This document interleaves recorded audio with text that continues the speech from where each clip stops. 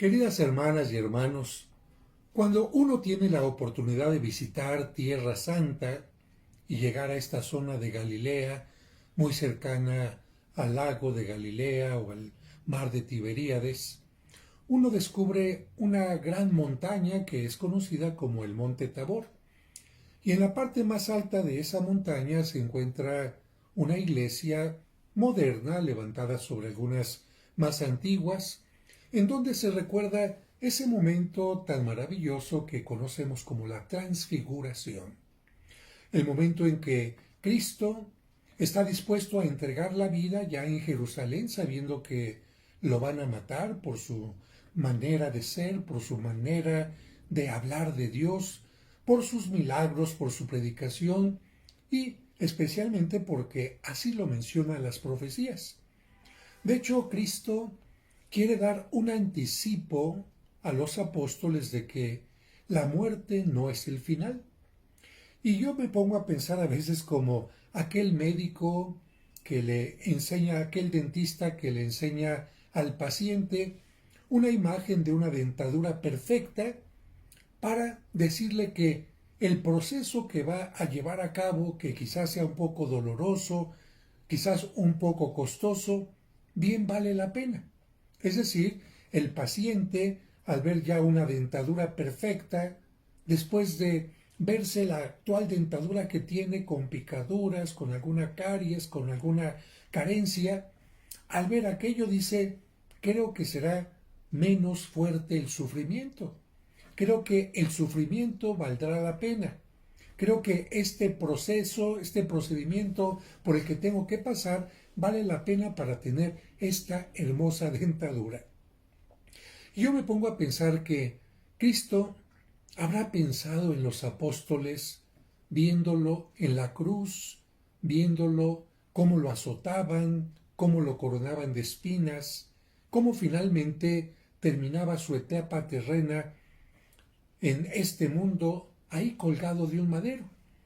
Y pensando quizás en animar a los apóstoles para decirles, recuerden que la muerte no es el final, hay algo más, decide transfigurarse delante de los tres discípulos más queridos, Pedro y los hermanos Santiago y Juan.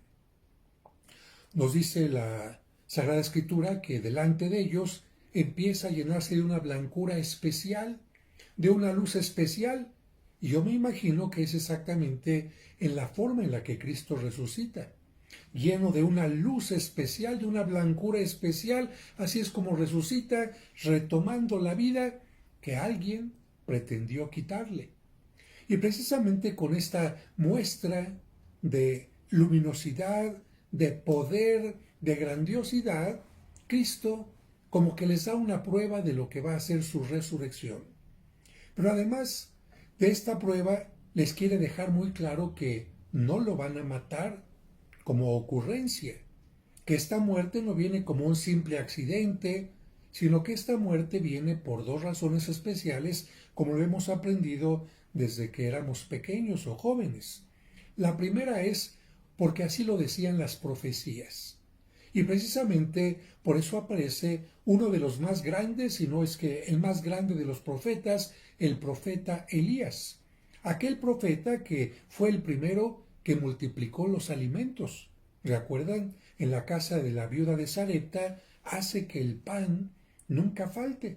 ¿Por qué? Porque la harina ni el aceite llegan a faltar de el agradecimiento a aquella viuda tan generosa. Pero también recordarán que Elías fue el primero que resucitó a una persona, precisamente al hijo de aquella viuda, como anticipando lo que haría Cristo, que multiplicaría el pan y que también traería la vida a los difuntos. Pues bien, de acuerdo a los profetas, el Hijo de Dios tendría que morir para salvar, para purificar a la humanidad.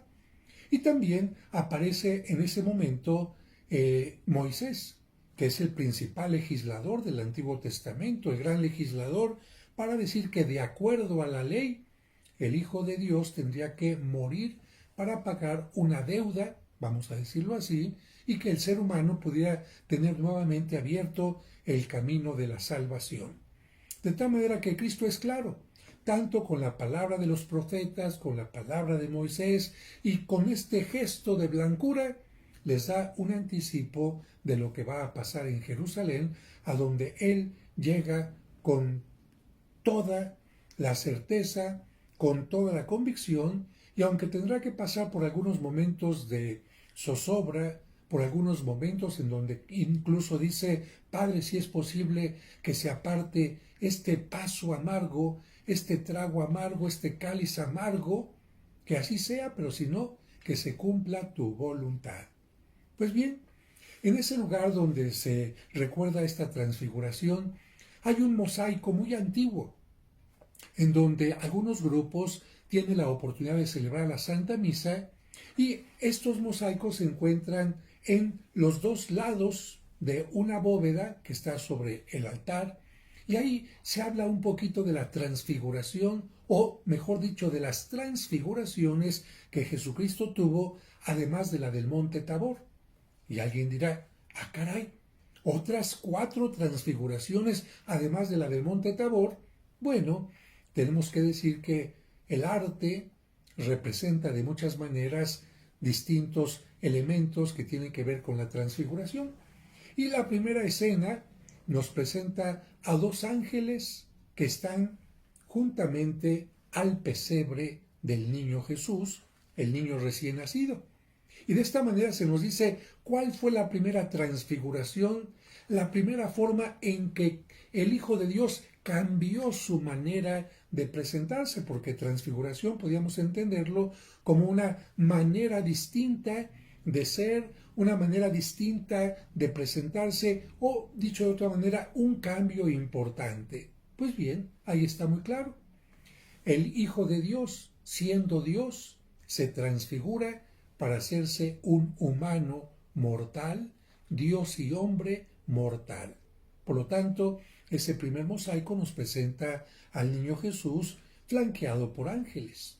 Después viene otra transfiguración y encontramos a 2 ángeles ahora que están flanqueando ¿qué? Una copa, un cáliz y precisamente también una hostia, el pan. Otra forma en la que Cristo se transfigura. De ser humano, de ser Dios y hombre, se transfigura para convertirse en pan y en vino, para quedarse presente realmente en el pan y en el vino, en la Eucaristía. La siguiente transfiguración que está en este mosaico presenta a 2 ángeles y en el centro un cordero degollado, para recordarnos que Cristo se transforma en ese cordero que anuncia Juan el Bautista que viene a quitar el pecado del mundo. De tal manera que una transfiguración de sacrificio, una transfiguración de entrega total, una transfiguración de el cordero capaz de purificar al mundo y marcarnos con su sangre, como marcó las puertas de las casas en tiempo de Moisés, para que la muerte, el ángel exterminador, no terminara con nuestra vida. La tercera transfiguración. Y finalmente, la cuarta transfiguración que aparece en estos mosaicos, aparecen 2 ángeles y un sepulcro abierto. De tal manera que esta última transfiguración sería de un Cristo muerto, bajado de la cruz y colocado en el sepulcro para convertirse en un Cristo resucitado. Como pueden ver, son 4 mosaicos maravillosos que nos hablan de cómo Cristo se fue transfigurando en distintos momentos para manifestarnos, para mostrarnos siempre su amor. Pero cuando estamos en este lugar, yo le digo a los peregrinos que me acompañan, todos los días nosotros tenemos la oportunidad de transfigurarnos. Y aquí vendría la pregunta, ¿cómo nos transfiguramos? Fíjense que aquí en la oficina de mi parroquia, desde donde estoy haciendo esta transmisión, que por cierto si entra algún ruido de una ambulancia, un auto es porque está muy cerca la calle, aquí tengo este zapatito, miren, este zapatito es el primer zapatito que tuve en mi vida y que mi mamá guardó con mucho cariño. Y yo cada vez que veo este zapato pienso, cuando tenía esta edad, yo no sabía por dónde iba a transitar mi vida, qué pasos iba a dar, hacia dónde, qué rumbo iba a tomar. Ahora, ya viendo hacia el pasado, veo por dónde he transitado, qué he caminado, qué he estudiado, a quienes he conocido, cuáles han sido mis elecciones, mis decisiones, pero en un principio no. Pero pienso también, evidentemente, que la palabra transfiguración tiene que ver con un cambio, una forma de presentarnos distinta. Claro que ha cambiado mi pie. Mi pie ya no es de ese tamaño, ahora ya es un pie mucho más grande. Por supuesto también que mi cabello se ha ido cayendo. Cuando entré al seminario, poco antes de entrar, yo tenía un cabello muy largo, de acuerdo a la moda de aquel entonces. El cabello ha desaparecido. No tenía yo unas canas como las tengo ahora, no tengo arrugas, no tenía arrugas como ahora, y evidentemente que el cuerpo ha ido cambiando. Me he ido transfigurando corporalmente, pero más allá de esa transfiguración corporal, hay otra más importante. Y esa transfiguración tiene que ver con hacia dónde podemos o hemos decidido transfigurarnos. Y cuando les platico a los niños de lo que es la transfiguración para que lo entiendan, les digo, miren, hay transfiguraciones positivas, como por ejemplo la de una pequeña oruga que se arrastra y después de un momento, después de un tiempo, después de una temporada, esta oruga de repente se convierte en una maravillosa mariposa que ya no se arrastra y que puede volar. Ahí les digo yo, es una transfiguración positiva. Pero también existen transfiguraciones negativas. Y les hablo de esta historia, de esta película del doctor Haeckel, creo que se llama así, donde un científico, un profesor que es buena gente, se toma una pócima y se convierte en una persona malvada. Y uno dice, bueno, esa sería una transfiguración negativa. Sí, pero alguien dirá, es una película. No. Tanto la historia de la oruga como la de Mr. Haeckel o Haydn, no sé exacto el nombre, son historias reales que, por ejemplo, tienen otra manera de presentarse. Un padre de familia que lo ve uno normalmente cariñoso, lo ve uno respetuoso, lo ve uno viviendo con valores y de repente se toma una bebida llamada alcohol sin control y esa persona alcoholizada o bien ese joven drogado que era una persona amable, tranquila, se convierten en personas destructivas, violentas, agresivas, irrespetuosas. Y uno dice, ¿qué pasó ahí? Y todos conocemos a personas así, que parecían o que parecen personas buenas y de repente algo los convirtió en lo peor. Yo pienso constantemente en estos hombres o incluso mujeres que actualmente se dedican al narcotráfico, que se dedican a la delincuencia, que son sicarios. Yo no creo que cuando nacieron haya estado algo que los marcara diciendo tú vas a ser malo, tú vas a ser un asesino, tú vas a ser un delincuente, ¿no? Quizás me los imagino también como niños conviviendo, niños que fueron bautizados, incluso que hicieron la primera comunión, niños que tenían una forma de ver el mundo maravillosa, jóvenes incluso, pero en un momento de su vida, alguien, diríamos, la maldad, un mal consejero, alguien que se decía su amigo, pero en realidad no lo era, el demonio los invita y en ese momento se transfiguran, empieza una transfiguración paulatina, paulatina y cada vez más grande y terminan siendo lo peor y perdiendo incluso la vida eterna. No solamente el amor de sus seres queridos, no solamente amistades, sino llegan a perder la vida eterna. Y también, afortunadamente, encontramos otro tipo de transformaciones, como el de la oruga, como un San Francisco de Asís que, cuando era un simple Francesco, Le importaba el dinero, le importaban las mujeres, le importaban el ir a robar las reliquias y otros tesoros. Recordamos su historia y no era una persona muy buena que digamos. Era una persona como muchos jóvenes de su tiempo y en un momento determinado tiene una reflexión, algunos dicen una aparición en este Cristo de San Damiano que le dice, reconstruye mi iglesia. Y quizás para reconstruir mi iglesia necesitas reconstruirte tú, porque para ser arquitecto de cosas exteriores a ti, tienes que buscar primero tu propia reconstrucción. ¿Y qué es lo que pasa con Francisco? No solamente se transforma a él, sino transforma a la iglesia de su tiempo, la transfigura, transfigura a muchos compañeros, entre ellos a Santa Clara, transfigura a Asís y transfigura hasta el día de hoy cuántas cosas han hecho los franciscanos siguiendo el camino de San Francisco. ¿O qué les parece esta otra oruga llamada San Agustín?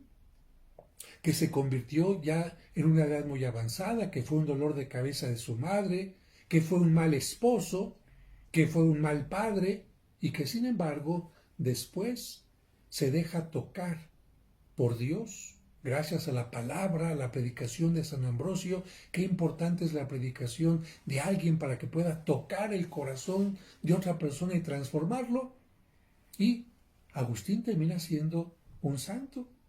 Y así podemos hablar de muchos santos que, como decía alguien, no nacieron haciendo pipí agua bendita. No, personas como tú y como yo, con la posibilidad de transfigurarse hacia el mal o hacia el bien, y con un esfuerzo constante, cotidiano, porque no es fácil, fueron lográndolo, lográndolo y lográndolo.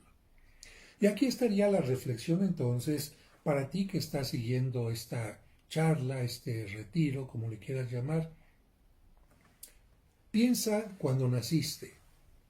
Muy bien, no sabías por dónde ibas a ser tu vida, en algo influyeron tus padres, en algo influyeron tus maestros, pero llegó un momento en que tú empezaste a tomar tus propias decisiones y la vida ha transitado por donde tú has decidido. Y la pregunta sería, ¿eres mejor persona en este tiempo que años atrás? ¿Realmente has ido creciendo en todo lo que nos enseña Cristo en el Evangelio? En el amor, en la paciencia, en la justicia, en la honestidad, en el control de ti mismo. ¿Has ido creciendo en tu oración? ¿Has ido creciendo en la comprensión y en el gozo de los sacramentos, especialmente de la Sagrada Eucaristía? ¿Has ido creciendo en el gozo de compartir con el que tiene menos que tú? ¿Has ido creciendo en el pedir por tus antepasados vivos y difuntos? ¿Has ido creciendo en esta conciencia de que hay alguien que necesita de tu oración y por lo tanto necesitas hacerla más fuerte, más constante? ¿Has ido creciendo en una conciencia mucho más clara? ¿O, como a Pinocho, no has permitido que el pito grillo de tu conciencia te hable y te diga que estás en un camino equivocado o en un camino que no es lo mejor? ¿Qué tanto te has ido transfigurando? ¿Hacia el bien o hacia el mal? Y si fuera el caso, porque estas pláticas no son para gente santa 100%, no son únicamente para aquellos que están por el buen camino, sino también esta plática puede llegarte a ti, que en este momento estás en el mundo de las drogas, a ti que estás en el mundo del alcoholismo, a ti que estás cayendo en la delincuencia o ya caíste en ese mundo, a ti que estás pensando abortar o que ya lo has hecho muchas veces, a ti que lamentablemente te has alejado de tus padres, de tus hermanos, por distintas cuestiones, incluso por pleitos económicos. Esta plática puede llegar a ti, que a lo mejor vas en un camino tremendo hacia tu destrucción, hacia un abismo en todo lo que significa la vida verdadera y por lo tanto esta plática podría llegar a cambiar tu vida. Siempre le digo a la gente que cada persona tiene el volante de su vida y todos los días tenemos la oportunidad de detenernos un poco para pensar hacia dónde voy, meditar bien en nuestro camino, qué es lo que quiero, realmente eso que quiero es lo mejor para mí, realmente eso que quiero es lo que me hará una mejor persona, lo que me hará sentir orgulloso y contento cuando deje este mundo diciendo viví como debí haber vivido, dejé huella como debí haberla dejado, y después de detenernos un poco, ir tomando este volante de nuestra vida con mucho cariño, con mucho agradecimiento, e ir avanzando siempre hacia lo positivo. En este tiempo, y siempre, tiempo de Cuaresma, tiempo de Adviento, o cualquier día cuando nos levantamos en la mañana, o cuando nos vamos a acostar, siempre es bueno pensar, ¿estoy en el camino adecuado? ¿Estoy haciendo lo adecuado? ¿Me he ido transformando en esa mujer, en ese hombre que yo estaría orgulloso? ¿Me he ido transformando en esa persona que siempre quise ser? Y una pregunta todavía más a fondo. ¿Me he ido transformando en ese ser humano al que Dios quiere transformar como la mejor obra de arte? Quiero terminar esta charla con también una experiencia que tuve cuando visité Florencia. En Florencia está el famoso David de Miguel Ángel, esta escultura que representa al rey David a punto de lanzar la piedra y vencer a Goliat con una mirada firme, con una mano más grande. Miguel Ángel se la quiso poner más grande para que en esa mano no se viera solamente la mano y la fuerza humana de David, sino también la fuerza, la ayuda divina que David tenía en ese momento. Esta escultura se encuentra en un museo que se llama La Academia, y antes de llegar a la figura que se encuentra al fondo están 4 obras inconclusas de Miguel Ángel.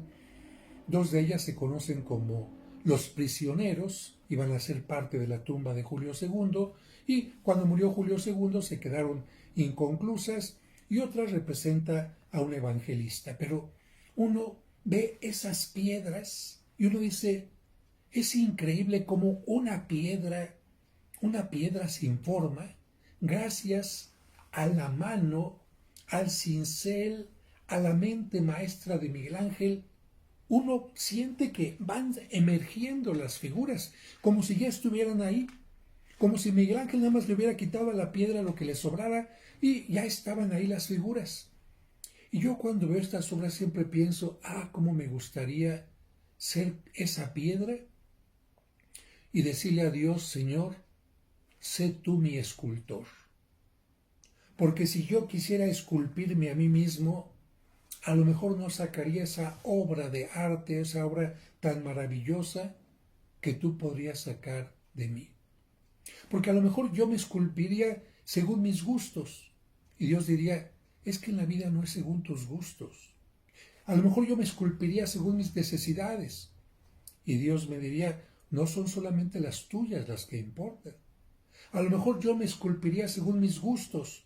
Y Dios me diría, hey, el amor no solamente piensa en uno mismo. Y si quieres realmente ser una obra de arte, entra dentro de todo el conjunto de la creación. Hazte parte de la comunidad, ama la naturaleza, une los buenos propósitos, une los buenos sentimientos con otras personas. Haz que esa persona miserable en el sentido de que le falta lo necesario, tenga aquello que tú puedes ofrecerle. Haz que quien no sabe, como nos dicen las horas de bienaventuranza, aprenda. Que el que no tiene alimento lo tenga. Comparte lo tuyo. Dale de beber, dale vestido, etc. Y de esta manera, entonces, Dios me podría transformar de la mejor manera. Pidamos al Señor que Él cada mañana nos ilumine y nos ayude a transfigurarnos, no de bien hacia el mal, no de mal hacia peor, sino por el contrario, de mal hacia bien, de bien a mejor, de mejor a excelente, de ser simplemente humanos, de ser simplemente barro y polvo, a convertirnos no solamente en hijos suyos de nombre, sino en hijos suyos por la manera de pensar, de vivir, de compartir, de gozar a ese Dios tan maravilloso que nos ha dado lo más grande que tiene, que es su propio Hijo Jesucristo. ¿Cómo nos quiere Dios? Como su Hijo Jesucristo. Y termino con esto. En el credo decimos, ¿cuántos hijos tiene Dios? Uno. Creo en un solo Dios, Jesucristo. Creo en Jesucristo, Hijo único de Dios. Por lo tanto, si nosotros somos hijos de Dios, ¿en qué sentido somos? Hijos de adopción. ¿Y cómo nos quiere adoptar Dios? Pareciéndonos a Jesucristo. De tal manera que cuando Dios nos diga, ahí hay otro Jesucristo. Vive como mi hijo, habla como mi hijo, con amor, con paciencia, con respeto, construye el reino como mi hijo. Y para parecernos a Cristo, ¿qué tenemos que hacer? Conocerlo a Él.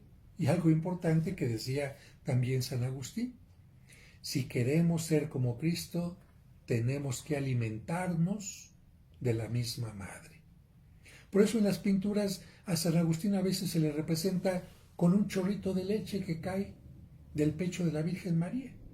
Porque San Agustín dice, queremos ser parecidos a Cristo, tenemos que alimentarnos de la misma madre, y esto significa alimentarnos de su ejemplo, alimentarnos de su intercesión, alimentarnos de todo lo bueno que es María, porque ella fue quizás la primera en transfigurarse conforme a su Hijo Jesucristo.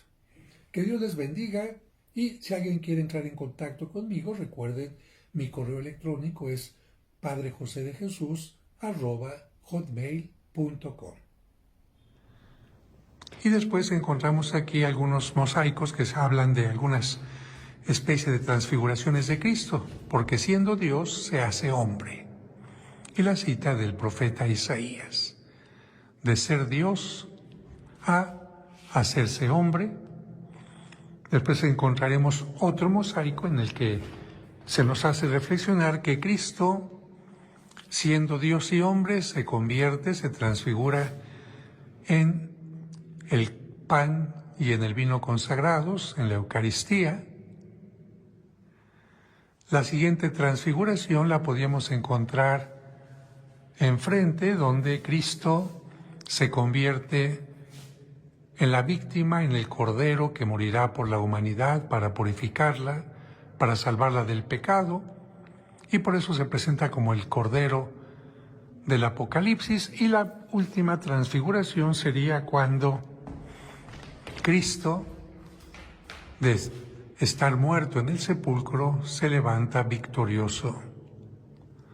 De estar muerto se convierte en el resucitado que nos permite tener a todos la vida eterna. Así que con esta visión tienen ya un acercamiento, como si hubieran estado aquí conmigo, en este lugar del Monte Tabor. Y solamente faltaría que les muestre desde abajo, porque no se puede desde arriba, el mosaico que embellece este sitio. El mosaico se encuentra exactamente en la parte superior, donde hay otro altar que se utiliza en ocasiones muy especiales.